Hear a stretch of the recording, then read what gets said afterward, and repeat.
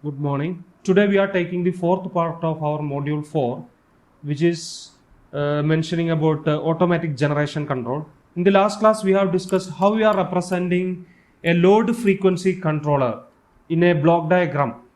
And separately, we have considered a speed governor system, a turbine system, and a generator load model. And for each, we have represented each system we have represented by using block diagram, and we combined those. So the output, in the output you can see an output signal delta f of s, that is the change in frequency to be made.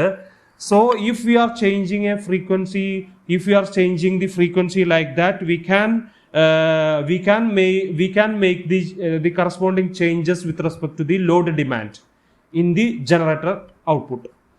So those things we have discussed in the last class. So in those we have considered a simplified case of a single turbo generator supplying an isolated load. But now we are considering a system with a number of generating stations, and loads. It is possible to divide an extended power system into sub areas. That means an extended system may be a national grid, and it is divided into sub areas like state electricity boards, in which generators are tightly coupled together to form a coherent group.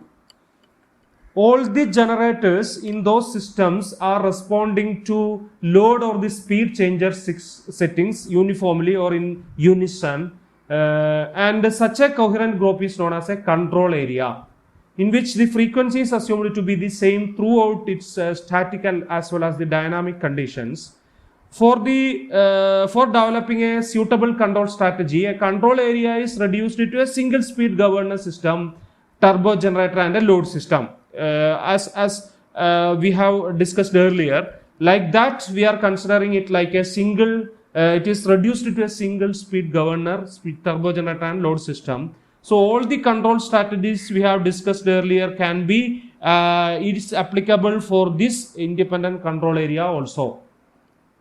Now we are employing a PI controller, proportional plus integral controller, in our system. This block diagram we have already discussed, where you can see this delta f of s, which is the frequency change to be made, which is taken output and compared with this delta pc of s. So all these systems inside this system you have already studied. Now we are taking this delta f of s to an integral, to a PI controller also.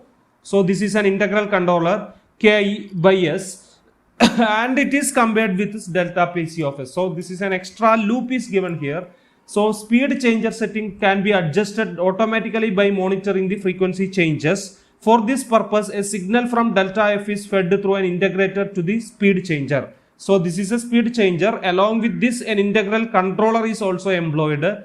So we can make that error to zero. The signal delta pc of s generated by the integral controller must be of opposite sign to the delta f of s. So delta f of s, whatever this sign of delta f of s, this delta pc of s should have a minus negative sign. So that we have employed there a negative sign in the block for integral controller.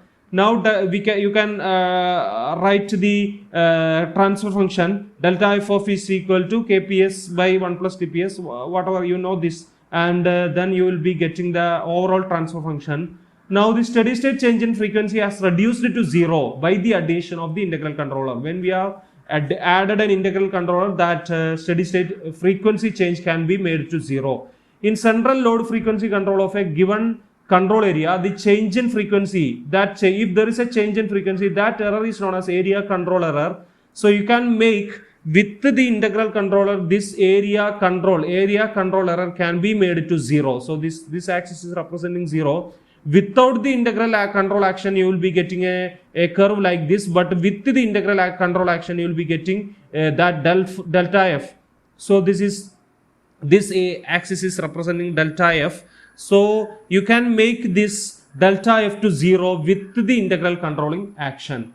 So with this I am stopping here. We will be continuing in the next class. Thank you.